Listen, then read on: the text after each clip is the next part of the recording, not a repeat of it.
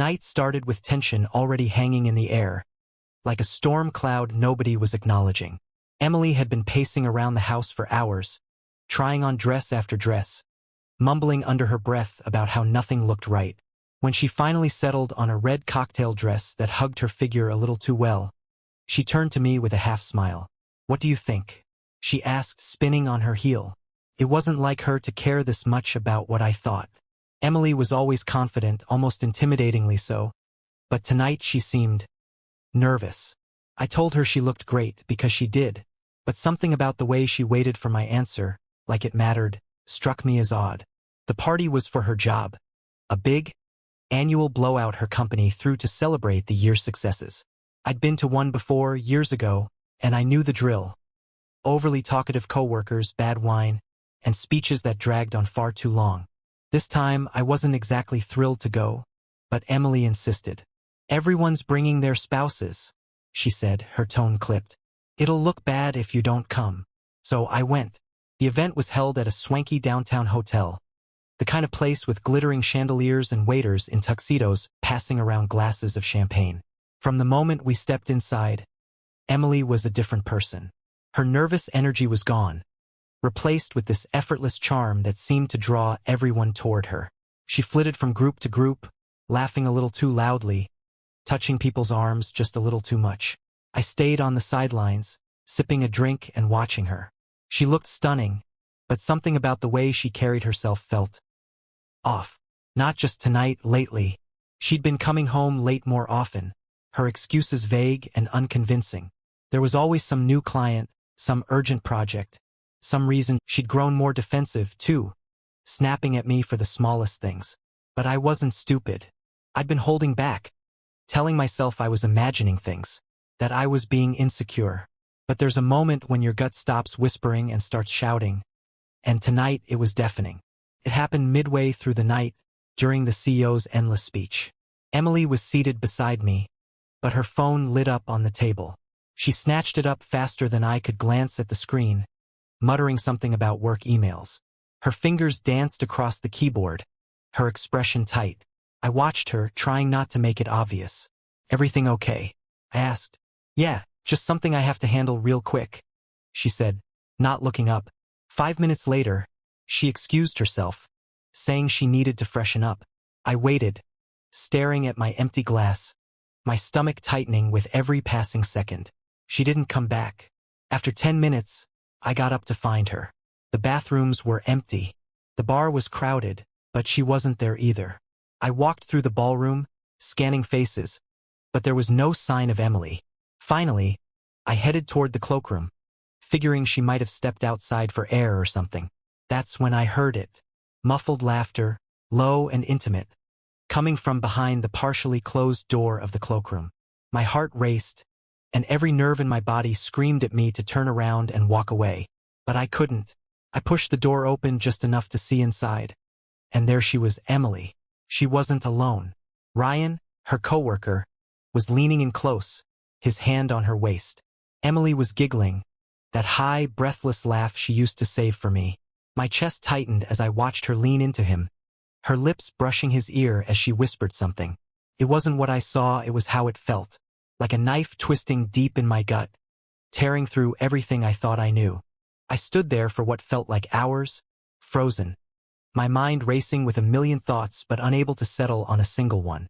Then she saw me, her eyes locked on mine, and for a split second, the room seemed to hold its breath. Emily's face went pale, her laughter choking off like someone had hit pause on the scene. Ryan turned, confused, his hand still resting on her waist like it belonged there. I felt my whole body go cold, but my blood was boiling, every muscle coiled and ready to explode. "Well," I said, stepping fully into the doorway, my voice unervingly calm. "This is cozy." Emily sprang back like she'd been burned, pushing Ryan's hand off her, as if that would somehow erase what I'd just seen. "Ethan," she stammered, her voice high-pitched, her hands fluttering uselessly at her sides. "It's not what it looks like." I laughed. A short, bitter sound that didn't feel like it came from me. "Really? Because from where I'm standing, it looks like my wife is whispering sweet nothings to some guy in a cloakroom at her work party." Ryan had the audacity to step forward, his palms raised in surrender. "Hey man, this isn't what you think. We were just don't," I snapped, cutting him off so sharply that he flinched. My eyes burned into his, and for a moment, I thought I might actually hit him. But then I turned back to Emily, because he wasn't the one who'd made vows to me. "What the hell is going on? Emily?" I demanded, my voice louder now, raw with anger.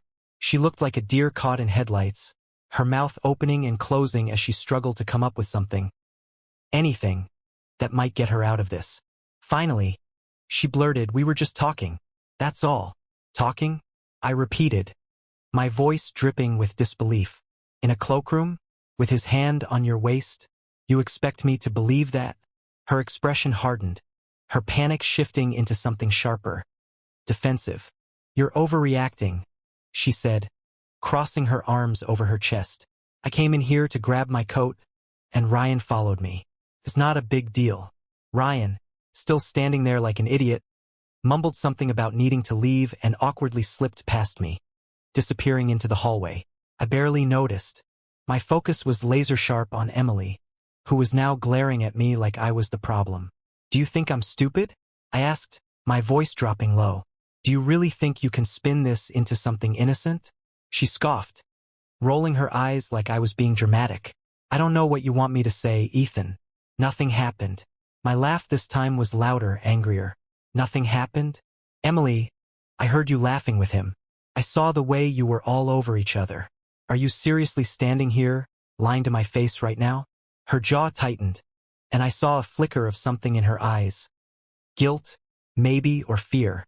But then it was gone, replaced by cold defiance. "You're making this into a bigger deal than it is," she said, her tone clipped. "Why are you even here, spying on me? Do you not trust me, or something?" The sheer audacity of it left me momentarily speechless. She was flipping this on me, trying to paint herself as the victim while I was the one standing there, shattered. "Trust you?" I repeated, my voice shaking now. "How am I supposed to trust you when you're sneaking off with another man at a party? God knows what else you've been doing when I'm not around." Her face hardened even more, and she stepped closer, her finger jabbing the air between us. "You know what, Ethan? Maybe if you weren't so damn paranoid all the time, we wouldn't be having this conversation. Do you ever stop and think about how your constant need to control everything pushes people away?" The words hit me like a slap, and for a moment, I just stood there, staring at her, trying to process how we'd gone from her betrayal to me being the problem. My mind was spinning, my chest tight with the weight of everything unsaid. Finally, I stepped back, shaking my head. "I can't do this right now," I said, my voice quieter but no less intense. "I need some air." Without waiting for her response, I turned and walked out, my hands shaking as I pushed through the crowd and into the cold night air. The city lights blurred in my vision, and for the first time in my life, I felt like I didn't know who I was, or who I'd married. And that was just the beginning. The cold air outside the hotel hit me like a slap, but it didn't clear my head the way I hoped it would. My heart was still racing, my hands trembling with adrenaline. I leaned against a lamppost, staring out at the city's glittering skyline, trying to make sense of what had just happened. I wanted to scream. I wanted to march back inside and demand that Emily admit what I already knew. I wanted to tell her how disgusting it was that she thought I'd fall for her pathetic excuses. But most of all, I wanted answers, real ones, not the twisted half-truths she always threw at me when she felt cornered. For years, I'd trusted her. I'd given her everything, my love, my time, my faith. And now I was standing in the middle of downtown, feeling like the biggest fool in the world. A voice startled me out of my spiraling thoughts. "Hey, Ethan, right?" I turned and saw a woman standing a few feet away. She looked vaguely familiar, one of Emily's coworkers, I realized. Her name was Amanda or Amber or something. She was holding a cigarette, her eyes sharp and full of something I couldn't quite place. "Yeah," I said cautiously. "Can I help you?" She took a drag of her cigarette, exhaling smoke into the cold air. "I saw what happened in there," she said, her voice low. My stomach tightened. "And?" She shrugged. But there was something pointed about the way she was looking at me. "Look, I don't know if it's my place to say anything, but you deserve to know the truth." My heart skipped a beat. and I felt the air around me grow heavier. What truth? She hesitated, glancing around to make sure no one was listening. Emily and Ryan, she said finally. It's not the first time they've been like that. Everyone in the office knows. Her words hit me like a freight train. I stared at her, trying to process what she was saying. What do you mean, everyone knows? I asked, my voice sharp. She sighed, flicking ash from her cigarette. It's been going on for months. Late-night meetings that don't make sense, disappearing together at work events. I mean, they're not exactly subtle. Most of us just figured you knew and didn't care. The ground beneath me felt like it was tilting. My mind flashed back to all the times Emily had come home late. Her hair slightly out of place, her excuses rehearsed but unconvincing. The nights I'd stayed up waiting for her, wondering if I was overthinking things. And all along, she'd been playing me for a fool. Why are you telling me this? I asked, my voice raw. She looked at me for a long moment, her expression softening. Because you don't deserve to be lied to, she said quietly. And because I've seen how Ryan treats women. You're not the first person he's done this to, and you probably won't be the last. The bitterness in her voice made me think she had her own history with him, but I didn't press. I was too busy trying to keep my emotions in check, to stop myself from marching back inside and tearing Ryan apart in front of everyone. Instead, I forced myself to nod. Thanks for telling me, I said, though the words felt hollow. She gave me a small, sad smile and turned to leave, her heels clicking against the pavement. Once she was gone, I leaned against the lamppost again, gripping it like it was the only thing keeping me upright. My mind was a whirlwind of anger, betrayal, and disbelief. Emily hadn't just crossed a line. She'd bulldozed through it, leaving nothing but wreckage behind. I took a deep breath, trying to steady myself. Couldn't let this consume me, not yet. I needed to confront her, to get the truth out of her once and for all. No more excuses, no more games. Pulling out my phone, I called her. It rang twice before she picked up. Ethan? Her voice was shaky, like she was trying to sound worried but couldn't quite sell it. We need to talk, I said, my voice cold. Meet me outside. Now. There was a pause, and I could almost hear her scrambling to come up with a reason not to. But she must have realized she was out of options, because she sighed and said, Fine, I'll be right there. As I hung up, I felt a strange sense of calm wash over me. It wasn't the calm of acceptance. It was the calm before a storm, the moment when you realize there's no turning back. And I was ready for the storm. The hotel doors swung open, and Emily stepped out into the chilly night. Her red dress glimmered under the streetlights, but she didn't have the same glow she'd worn earlier in the ballroom. Instead, her face was drawn, her eyes scanning the street until they landed on me. She hesitated, then started toward me, her heels clicking on the pavement like a countdown. Ethan, she said, wrapping her arms around herself as though the cold was the only thing making her shiver. What are you doing out here? Can we go home and talk about this? Home. The word hit me like a punch to the gut. What did home even mean anymore? No, I said flatly. We're talking now, right here. She stopped a few feet away, her expression hard to read, somewhere between annoyance and discomfort. Okay, she said slowly. What do you want to talk about? I scoffed. You really think you can play dumb right now? I just watched you, Emily, in the cloakroom, with Ryan. Her mouth opened, then closed again, like she was trying to decide which version of the lie she wanted to tell me. Finally, she rolled her eyes. I already told you, Ethan, it was nothing. We were just talking. God, why are you making this such a big deal? You were laughing with him, I said, my voice sharp, touching him, whispering to him. And now I know this isn't the first time either. Her eyes narrowed. What are you talking about? Amanda, I said, savoring the flicker of panic that crossed her face. She told me everything. How everyone at the office knows about you and Ryan. How this has been going on for months. Emily's expression hardened, her shoulders squaring like she was gearing up for a fight. Amanda's a bitter, jealous liar, she snapped. She's been trying to get me fired for ages. I can't believe you'd take her word over mine. Then why were you in the cloakroom with him, Emily? I demanded, stepping closer. If it's all innocent, why sneak away like that? Why hide? She glared at me, her jaw tight. Because I knew you'd overreact. Just like you are now. She shot back. You're always looking for something to be mad about, Ethan. You can't stand it if I'm not glued to your side 24/7.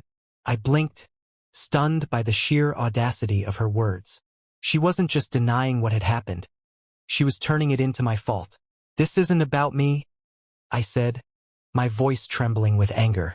This is about you sneaking around with another man, lying to my face, and trying to gaslight me into thinking I'm crazy. Her lips pressed into a thin line, and for a moment, I thought she might actually admit it. But then she smirked, a cold, cruel twist of her mouth that sent a shiver down my spine. You know what, Ethan? She said, her voice icy. Maybe if you weren't so boring all the time, I wouldn't have to find someone who actually knows how to have fun. The words hit me like a slap.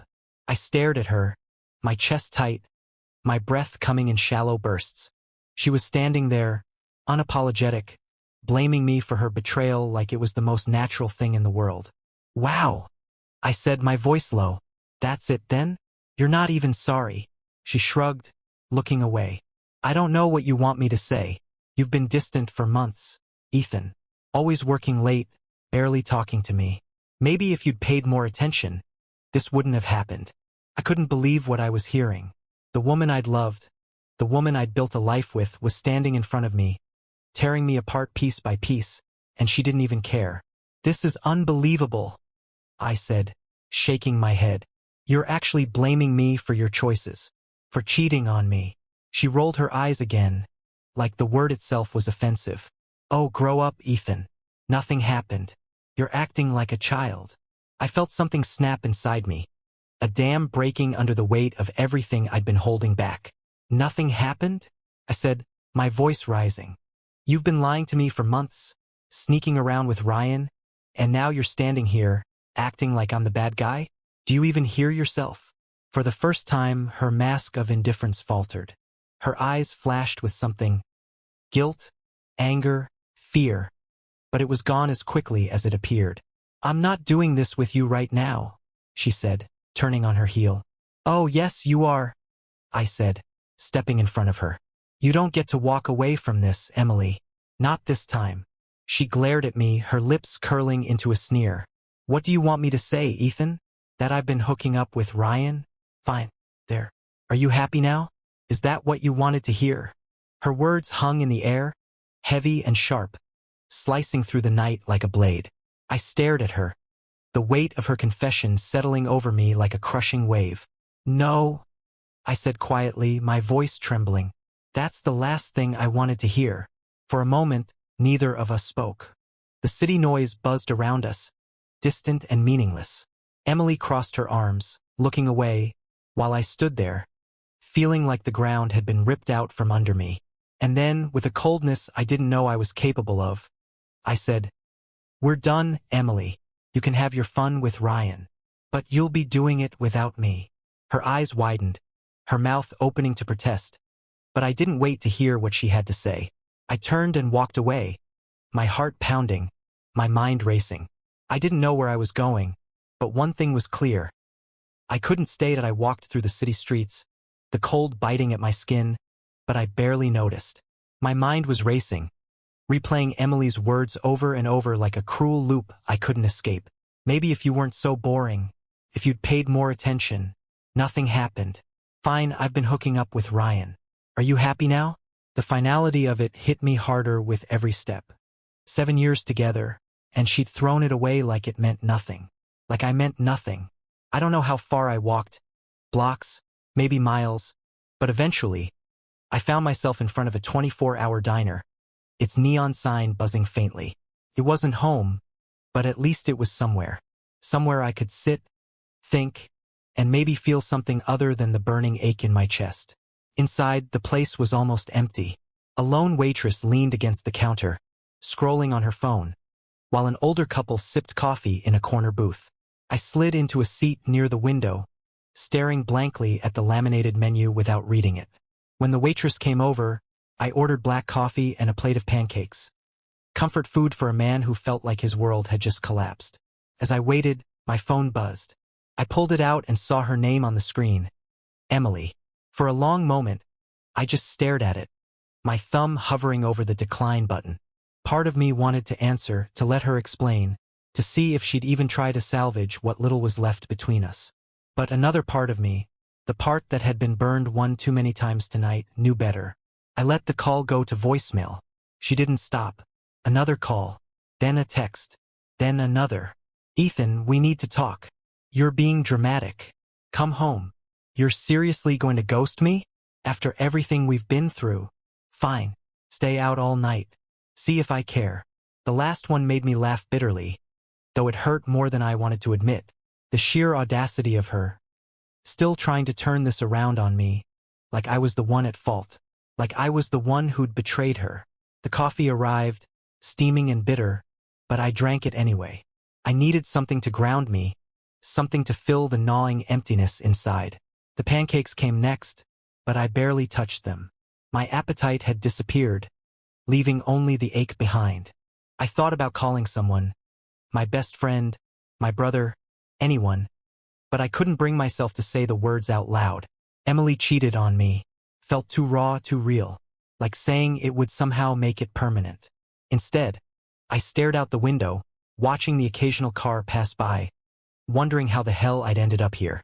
And then, as if the universe hadn't had its fill of tormenting me, the door to the diner jingled, and someone walked in. "Ethan?" I turned, and there she was, Emily, still in her red dress, her makeup slightly smudged, her hair a little out of place from the night's events. She looked around the diner, her eyes locking on me with a mix of relief and irritation. "You've got to be kidding me," I muttered under my breath. She strode over to my table, her heels clicking against the tile floor like a metronome counting down to the next disaster. Without waiting for an invitation, she slid into the seat across from me, her expression a mix of anger and desperation. "What the hell are you doing here?" I asked, my voice low but sharp. "I could ask you the same thing," she shot back, leaning forward. "You walk out on me, ignore my calls, and now you're hiding in some diner like a coward?" Her words lit a fire in me I didn't know I had left. "Coward?" I hissed. "You're calling me a coward? After everything you've done tonight? After the cloakroom, after Ryan, after the lies? You've got some nerve, Emily." She flinched, but only for a moment. Then her walls went back up, her face twisting into that same cold, defiant mask she'd worn earlier. "I came here because we need to talk," she said, her voice tight. "You can't just walk out on our marriage like this." I laughed, but there was no humor in it. "You've got it backward, Emily. You walked out on our marriage the second you started sneaking around with Ryan. Don't stand there and act like I'm the one who broke us."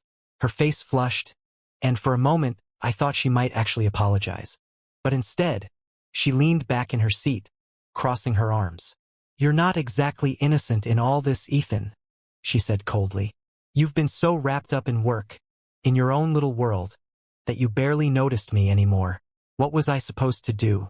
Sit around and wait for you to care?" Her words hit me like a punch to the gut, but they only made my anger burn hotter. "So that's your excuse? I worked too much, so you decided to cheat? That's your justification for destroying everything we built together?" She looked away, her jaw tightening, but she didn't answer. "Unbelievable," I muttered, running a hand through my hair. "You don't even get it, do you? You don't see how selfish, how cruel you've been. All you care about is yourself." Her eyes snapped back to mine, and for a moment, I saw something raw and vulnerable flicker in them. But it was gone as quickly as it came, replaced by the same cold indifference she'd been wearing all night. "I'm not the only one to blame here," she said quietly, almost defiantly. I shook my head, laughing bitterly. "You know what, Emily? Maybe you're right. Maybe I'm not perfect. But at least I kept my promises. At least I tried." I stood up, tossing a few bills on the table to cover my untouched pancakes. "I'm done talking. We're done. Don't follow me again." For the first time, her mask cracked. Her lips parted as if to say something, but no words came out. She just sat there, staring up at me, a flicker of something that might have been regret in her eyes. But it was too late for that. I walked out of the diner, leaving her behind, the cold night air wrapping around me like a second skin. For the first time in hours, I felt something close to peace. I didn't know where I was going, but I knew one thing for certain.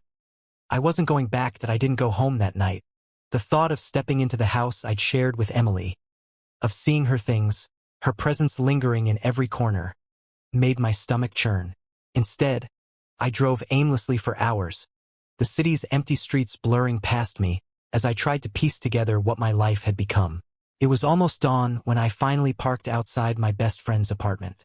I sat in the car for a long time, staring at the faint light in his window, debating whether I should go in. I hated the idea of dragging someone else into my mess, but I couldn't face this alone anymore. When I knocked, the door opened almost immediately. Jake stood there, bleary-eyed and shirtless, his expression shifting from confusion to concern the moment he saw my face. "Ethan?" he said, rubbing his eyes. "Dude, it's... what, 5 a.m.? What's going on?" I didn't even know where to start. "Can I come in?" "Of course," he said, stepping aside. I walked in, collapsing onto his worn-out couch. Jake followed, grabbing a couple of beers from the fridge without asking if I wanted one.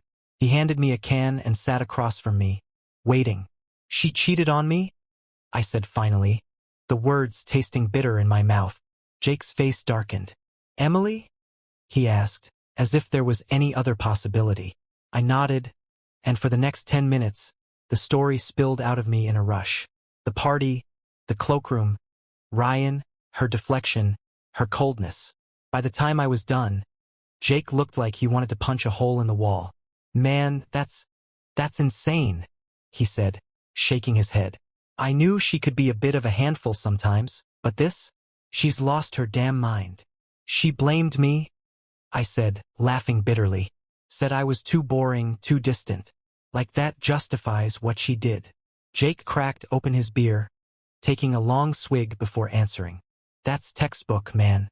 People like her, they'll do anything to avoid taking responsibility. Twist the knife and make you think it's your fault." I leaned back, staring at the ceiling. "What the hell do I do now, Jake? How do I even begin to move on from this?" He leaned forward, his voice steady. "First, you don't go back. Not for a second. She made her choices and you deserve better than that. Second, you get a lawyer. Protect yourself, your money, your sanity, everything. And third," he smirked, "you crash at my place until you've got a plan. No way am I letting you face this alone." His words hit me harder than I expected. For the first time all night, I felt a flicker of something other than anger or despair. Gratitude, maybe.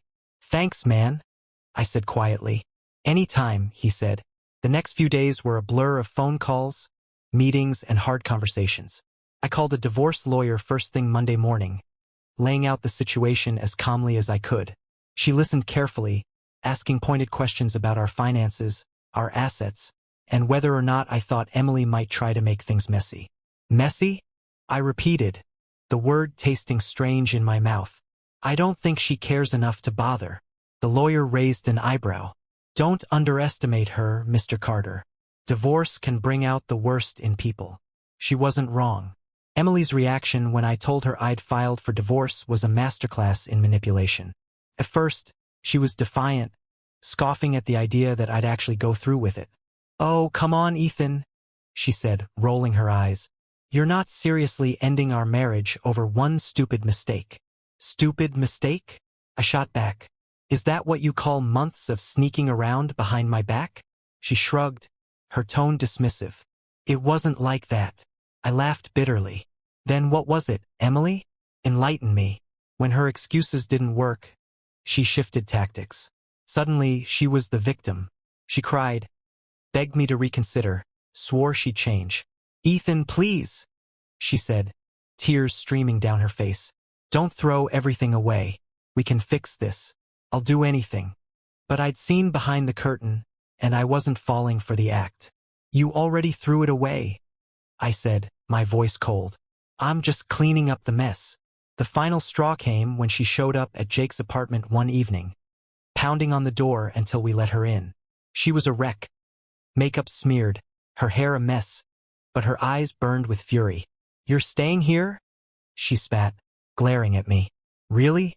Hiding out like some child instead of dealing with this like an adult?" I crossed my arms, refusing to rise to her bait. "What do you want, Emily?" "I want to talk," she shouted, her voice cracking. "I want to fix this, but you won't even give me a chance."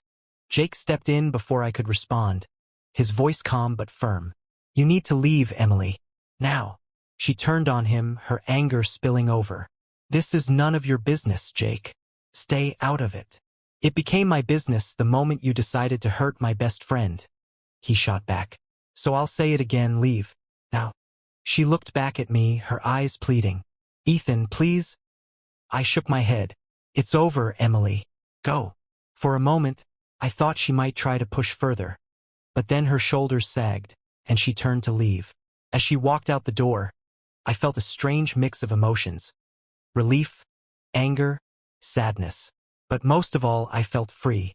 Finally free of her lies, her manipulation, her betrayal. And I wasn't looking back.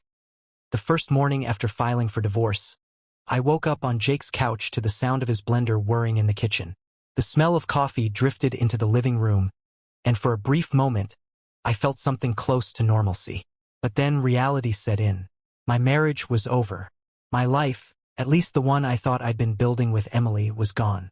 I sat up, rubbing the sleep from my eyes as Jake walked in with 2 mugs of coffee. He handed me one without a word, then plopped down in the armchair across from me. "You look like hell," he said, grinning. "Feel like it too," I muttered, taking a sip. Jake studied me for a moment, then leaned forward. "So, what's the plan, man? You can't camp out here forever." I sighed, running a hand through my hair. "I don't know. The house is too much of a battlefield to even think about going back. I'll probably sell it, split whatever we get out of it. Start fresh somewhere else." Jake nodded. "Good call. Burn it all down and build something better." The thought of starting over felt equal parts terrifying and liberating. I didn't know where I was going, but I knew I couldn't stay in the ruins of what Emily and I had built. Later that day, I returned to the house for the first time since the night of the party. Emily wasn't home, thank God, so I had a few hours to pack my things without the threat of another confrontation. Walking through the front door was like stepping into a ghost town. Everything looked the same, but it felt hollow. The pictures on the walls, the furniture we'd picked out together, even the faint smell of her perfume lingering in the air. They all felt like artifacts of a life that no longer existed. I went straight to the bedroom, grabbing a suitcase from the closet and throwing in whatever clothes I could fit. My movements were quick, almost robotic, but my mind was anything but calm. Everywhere I looked, I saw reminders of her. The dress she'd worn to our anniversary dinner. The bracelet I'd given her on her birthday, lying carelessly on the dresser. The bed we'd shared, now feeling like the scene of a crime. Couldn't stand it. I moved faster, tossing things into the suitcase without bothering to fold them. I grabbed my laptop, my books, anything that felt like mine, and hauled it all down to the car. On the way back upstairs for one final sweep, I noticed her work bag sitting by the door. I hesitated. The bag was half open, and inside, I could see a stack of papers, a tablet, and a sleek black notebook. Emily was obsessive about her notebooks, using them for everything from work notes to personal scribbles. Part of me wanted to leave it alone, but something else, call it curiosity, call it instinct, pulled me closer. I reached down and flipped the notebook open. It didn't take long to find what I wasn't looking for. Page after page of scribbled notes, timelines, and texts. She'd copied entire conversations between her and Ryan, likely so she wouldn't forget what they talked about. Each message was a dagger. "Last night was amazing. Can't stop thinking about you. You make me feel alive in a way Ethan never could. Can't wait to see you again. Same time tomorrow." My hands trembled as I flipped through the pages, each one more damning than the last. There were dates, too, neatly written in the margins. Dates that lined up with every late night, every work emergency, every excuse she'd ever fed me. It wasn't just cheating. It was planned, deliberate, calculated. The final straw was a crude little doodle she'd drawn in the corner of one page. 2 stick figures holding hands, labeled me and Ryan, with a heart between them. I slammed the notebook shut, my breathing heavy, my vision blurred with rage, but beneath it, there was something deeper, something colder. This wasn't just betrayal. This was cruelty. When Emily came home later that night, I was ready. I was sitting in the living room, her notebook on the coffee table in front of me, my suitcase by the door. She walked in, her eyes widening when she saw me. "Ethan," she said cautiously. "What are you doing here?" "Sit down," I said, my voice flat. She hesitated, then slowly lowered herself into the armchair across from me. Her gaze flicked to the notebook, and I saw her jaw tighten. "What's this?" she asked, her voice steady but her eyes betraying her. I picked up the notebook and held it up like evidence in a courtroom. "This is everything I needed to see," I said, my tone cold. "Your little diary of deceit.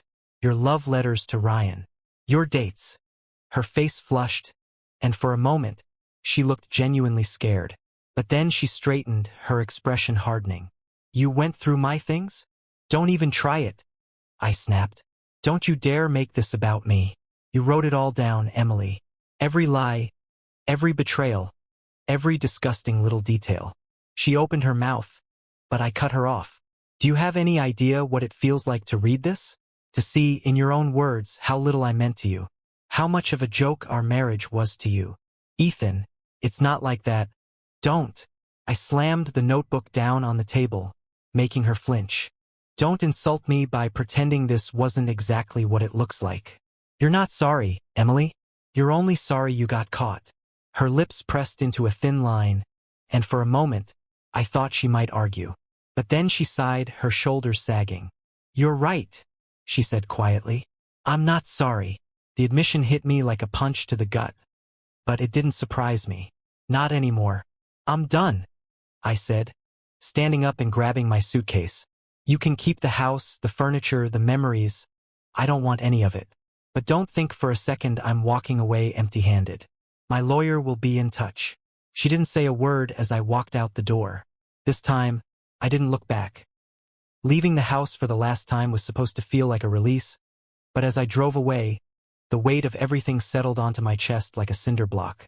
Emily's words echoed in my mind, sharp and unapologetic. "I'm not sorry." The cold finality of it hit harder than I'd expected. It wasn't just the betrayal. It was the realization that she felt no remorse. She destroyed us without hesitation, and I couldn't shake the question gnawing at me. How long had she been planning to leave me behind? Emotionally, if not physically? Jake was waiting when I got back to his place, already armed with takeout and a six-pack. He took one look at my face and wordlessly handed me a beer. "So," he said, cracking his own can open, "how bad was it?" I let out a long sigh, collapsing onto the couch. "Worse than I thought." I found her notebook. She wrote everything down. Every message, every lie. She wasn't just cheating Jake. She was cataloging it. He winced. "Man, that's cold." "Cold doesn't even begin to cover it," I muttered, taking a long swig of beer. She looked me in the eye and said she wasn't sorry, like I was the one who should have seen it coming. Jake shook his head, his jaw tightening. "I know it doesn't help right now, but this isn't on you, Ethan. People like her, they'll always find a way to justify their crap. Don't let her drag you into that spiral." I nodded, but his words barely sank in. My mind was too busy turning over the next steps. Selling the house, the divorce paperwork, untangling years of shared finances. It all felt so overwhelming, like trying to dismantle a bomb with no instructions. And then there was Ryan. His smug face flashed in my mind, and my fists clenched involuntarily. He wasn't just some random guy. He was someone who worked with her every day. Someone who'd been in our house, sat at our table. The thought of him laughing behind my back, thinking he'd won something, made my blood boil. "Jake," I said suddenly, setting my beer down. He looked up from his food. "Yeah. What would you do if you were me?" Jake leaned back, his expression serious. "Honestly, I focus on you, man. Emily and Ryan aren't worth your time or energy. Let your lawyer handle the divorce, sell the house, and cut every tie you've got to her." "But," I pressed, sensing there was more. He smirked, a flicker of mischief in his eyes. "But if I did decide to send a message, I'd make sure Ryan never forgot who he messed with." The idea hung in the air, tempting me. I wasn't a confrontational guy by nature, but there was something deeply satisfying about the thought of wiping that smug grin off Ryan's face. "You're probably right," I said after a long pause. But I need to be smart about this. The last thing I need is to give Emily ammunition to use against me in the divorce. Jake nodded, raising his beer in a mock toast. Smart move. But if you change your mind, you know where to find me. The next morning, I woke up to another barrage of texts from Emily. Ethan, we need to figure out what to do about the house. I'm willing to talk things out if you stop being so stubborn. You're making this harder than it needs to be. I deleted them without responding. If she wanted to talk, she could do it through my lawyer. But one message caught my eye. Ryan wants to talk to you. He thinks you're blowing this out of proportion. My jaw tightened, and I nearly dropped my phone. Ryan, the sheer arrogance of it. He thought I was blowing things out of proportion? He thought he could waltz into my marriage, destroy everything, and then sit me down for a chat like we were old friends? Jake noticed my expression as I stared at the screen. What's up? He asked. Ryan wants to talk to me, I said, my voice low. Jake let out a bark of laughter. Oh, that's rich. What? Does he think you're going to shake hands and wish him and Emily the best? I didn't answer. Instead, I stood up, grabbed my keys, and headed for the door. Where are you going? Jake called after me. To see Ryan, I said, my voice steely. Ethan, Jake warned, standing up. Don't do anything stupid. I'm not going to hit him, I said. I just need him to understand exactly what he's done. Jake sighed but didn't try to stop me. Call me if you need backup. Ryan worked at a sleek downtown office building, and when I walked into the lobby, I felt out of place in my jeans and jacket. The receptionist raised an eyebrow as I approached. Hi, I said, keeping my voice calm. I'm here to see Ryan Carter. Her lips pursed. Do you have an appointment? No, I said, smiling tightly, but I guarantee he'll want to see me. After a moment's hesitation, she picked up the phone and dialed. There's someone here to see you, she said into the receiver. Ethan Carter. I couldn't hear his response, but her eyes flicked back to me, and she nodded. He'll be right down. I waited by the elevators, my hands stuffed in my pockets to keep them from shaking. When the doors opened, Ryan stepped out, looking every bit the smug corporate climber I'd imagined.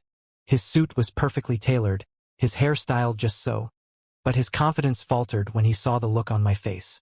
Ethan, he said, forcing a smile. This is unexpected. Not for me, I said, my voice cool. Look, I know things got a little messy, he began, holding his hands up like a peace offering. But Emily and I never meant to hurt you. Stop, I said, cutting him off. You don't get to justify this. You don't get to stand here and pretend you're the good guy. His face flushed, but I didn't give him a chance to respond. You think you've won something, don't you? I said, my voice low and steady. You think stealing another man's wife makes you powerful, like it's some kind of trophy. But let me tell you something, Ryan, you haven't won a damn thing. You've attached yourself to someone who will betray you the moment it suits her, just like she betrayed me. And when that happens, don't come crying to me about how you didn't see it coming. Ryan's smug veneer cracked, his jaw tightening as he struggled to hold his composure. Look, man, I didn't come down here to fight. No, I said, stepping closer. You came down here to save face. But I'm not here for your excuses, Ryan. I'm here to tell you that you'll never matter. Not to me, not to her, and definitely not to yourself if this is how you measure your worth. I turned and walked away before he could respond, leaving him standing there in the lobby, his carefully curated world rattling around him. It wasn't revenge, but it was enough. For now. The confrontation with Ryan should have left me feeling lighter, like I'd finally reclaimed a piece of myself from the wreckage Emily had caused. But as I drove back to Jake's apartment, the weight in my chest only seemed heavier. The thing about revenge, even the kind that doesn't involve fists or shouting, is that it never truly satisfies. When I walked in, Jake was sprawled out on the couch, a game controller in his hands.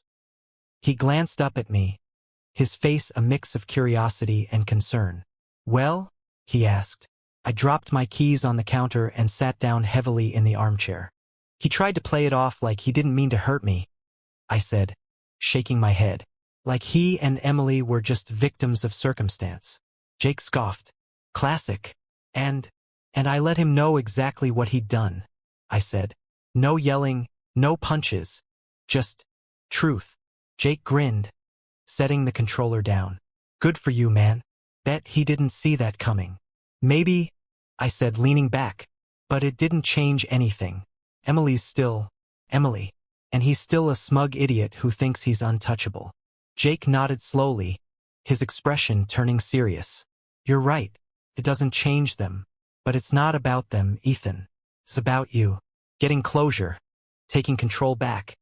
It's all part of moving on. I stared at him for a moment, then let out a breath I hadn't realized I was holding. I guess. The next few weeks were a blur of logistics. My lawyer was relentless, cutting through Emily's half-hearted attempts to negotiate like a scalpel. The house went on the market, and though it stung to think about strangers walking through the place that had once been my home, I knew it was necessary. Emily tried to contact me a few times during the process, her messages swinging wildly between anger, guilt, and desperation. We need to talk about the house. Ethan, you don't have to do this. We can fix things. Are you seriously going to let some lawyer decide our future? Every time, I forwarded her messages to my attorney without replying. I'd given her too much of my time already. One day, as I was boxing up the last of my things at the house, I found something I hadn't expected. It was a dusty old photo album, buried under a pile of forgotten knickknacks in the closet. Curious, I flipped it open. The pictures were from our early years together. Camping trips, birthdays, lazy Sundays on the couch. Emily and I looked so young, so happy. I could see it in our smiles, the way we leaned into each other like we were the only two people in the world. For a moment, the memories hit me like a tidal wave, threatening to pull me under. But as I kept flipping through the pages, something shifted. I started noticing the cracks, the forced smiles in later photos, the distance between us in group shots, the way her eyes didn't light up the same way anymore. By the time I closed the album, I realized something important. The version of Emily I'd loved no longer existed. Maybe she never had. And that realization wasn't just painful, it was freeing. The first real sign of peace came on a quiet Thursday evening. Jake and I were sitting on the porch of his apartment, a couple of beers in hand, the city skyline glowing faintly in the distance. You know, I said, staring out at the lights, I thought I'd be angrier. Jake glanced at me, one eyebrow raised. Angrier about what? About her. About the whole mess. I took a sip of my beer. But the more time passes, the more I just don't care. She's not worth it. Jake grinned. That's what I like to hear. Took you long enough to get there. I laughed, shaking my head. Yeah. Well, better late than never, right? We sat in comfortable silence for a while, the hum of the city filling the air. And for the first time in what felt like forever, I felt like myself again. Not the shattered version of me Emily had left behind, but the guy I used to be. When I finally went to bed that night, I slept deeply and dreamlessly. The next morning, my phone buzzed with a notification. It was an email from my lawyer, confirming that the divorce papers had been signed. It was over. I stared at the screen for a long moment, the finality of it settling over me. I thought I'd feel sad, or maybe even angry, but all I felt was relief. A clean slate, a new beginning. I closed the email and stood up, stretching as sunlight streamed through the window. For the first time in years, I didn't feel like I was dragging a weight behind me. I didn't know what the future held, but for the first time in a long time, I was ready to face it. The divorce papers had been signed for 2 weeks, but the finality of it still felt surreal. I hadn't heard from Emily since the documents were filed. Not directly, at least. Jake told me he'd run into one of her friends at a bar, and apparently, she was spinning some story about how I abandoned her, how she'd been the one wronged. I couldn't bring myself to care. The house sold quickly, too quickly, honestly. It felt like the universe wanted to erase every trace of that chapter of my life as fast as possible. I was fine with that. The money I got from the sale was decent, more than enough for me to start fresh somewhere else. But starting fresh didn't mean packing up and running away. No, it was about reclaiming what had been taken from me. My independence, my sense of self, my peace. The first step was small but symbolic. I got a new phone number. It wasn't just about cutting Emily off. It was about cutting off the entire version of myself that had been tied to her. No more unexpected texts or accidental voicemails. No more giving her access to the parts of me she no longer deserved. The second step was more daring. Jake and I signed up for a weekend hiking trip, a grueling 12-mile trek through rocky terrain. It wasn't just about physical endurance. It was about proving to myself that I could face challenges head-on and come out stronger. The first day was brutal. My legs burned, my back ached, and my lungs felt like they were working overtime. There were moments when I wanted to quit, to tell Jake I'd had enough and turn back. But every time I thought about giving up, I pictured Emily and Ryan in that cloakroom. I pictured the smug look on Ryan's face, the cold defiance in Emily's eyes. I wasn't going to let them win. By the time we reached the summit on the second day, the exhaustion melted away, replaced by something deeper: pride. I stood at the edge of the cliff, staring out at the sprawling valley below, and for the first time in months, I felt alive. Jake clapped me on the shoulder, grinning. "Told you it'd be worth it." I nodded, breathing in the crisp mountain air. "Yeah," I said quietly, "it really is." When I got back to the city, I made the third and biggest move. I rented a new apartment. It wasn't much, just a one-bedroom in a quiet neighborhood. But it was mine. No shared memories, no ghosts of the past, just a blank canvas waiting for me to fill it. Moving in was a strangely cathartic experience. I didn't bring much with me, just a few boxes of clothes, my laptop, and some books. I left most of the furniture at the old house, not wanting to drag those memories into my new space. Instead, I took my time picking out pieces that felt like me. The first night in the new place, I sat on the floor with a frozen pizza and a beer, surrounded by unpacked boxes. The room was eerily quiet, the kind of silence that felt heavy but comforting at the same time. I stared out the window, watching the city lights flicker in the distance, and realized something important. For the first time in years, I wasn't lonely. I was alone, yes, but there was a difference. Emily made one last attempt to contact me a few weeks later. She sent an email, of all things. A long, rambling message full of half-hearted apologies and excuses. "I know I hurt you, Ethan, and I'm sorry for that. But you have to understand, I felt so trapped in our marriage. I needed something different, something exciting. I never wanted to lose you, though. I hope someday we can talk and maybe even be friends." Friends.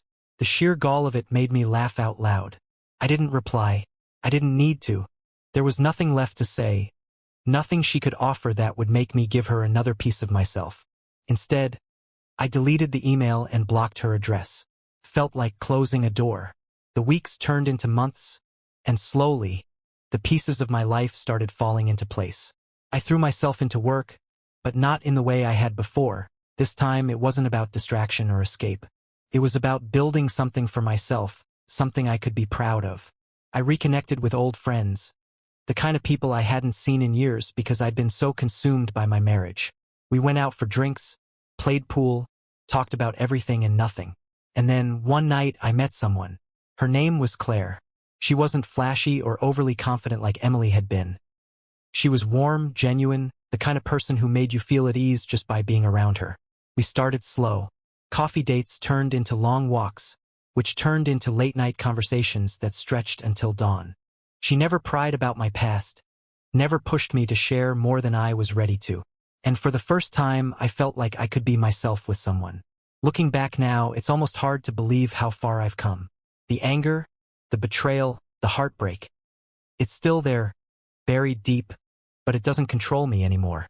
Emily taught me a harsh lesson about trust, about love, about the cost of giving yourself to someone who doesn't value it. But she also taught me something else: the importance of knowing your own worth. If there's one piece of advice I'd give to anyone in my shoes, it's this: don't lose yourself trying to hold on to someone who doesn't see your value. Let them go. And when you do, you might just find something better waiting for you on the other side. The one-year anniversary of the divorce papers landing on Emily's desk came and went quietly. No dramatic reflections, no lingering sadness. Just the steady hum of a life I'd built for myself, one piece at a time. Claire and I were sitting on the patio of a little Italian restaurant downtown, splitting a bottle of wine, when the thought struck me: I was happy. Not just content, not just doing better, but genuinely, unmistakably happy. She noticed me staring and tilted her head, a smile tugging at the corner of her lips. "What?" "Nothing," I said, shaking my head and grinning. "Just thinking how lucky I am." Her cheeks flushed, and she laughed softly. "Well, don't jinx it. It was a joke." But her words stuck with me. Because that's the thing about happiness after heartbreak. You're always a little afraid it might slip away. But this wasn't like before. This wasn't a fragile house of cards built on grand gestures and unspoken resentments.